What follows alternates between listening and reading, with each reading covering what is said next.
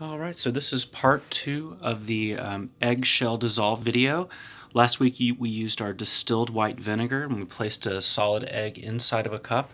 I have removed the egg from the cup. Notice it retains its shape. The inner membrane of the egg is still intact. However, the calcium surface of the outside is gone. You can actually see inside the egg. It's almost like one of those bouncy balls we used to play with when we were a kid. I can feel it and I can see the yolk inside floating around. It's very interesting to see it like this. I hope some of you were able to do this experiment. Um, I found it very interesting. I actually left the egg in much longer than the 24 hours required, and it's almost completely dissolved it. I've also found that as long as the egg does not rupture, it never smells bad. As some of you may know, eggs can smell kind of bad once they're cracked. They start to rot. But as long as you retain this membrane, it's kind of like a squishy ball. It won't smell, and I think the distilled white vinegar also helps with that.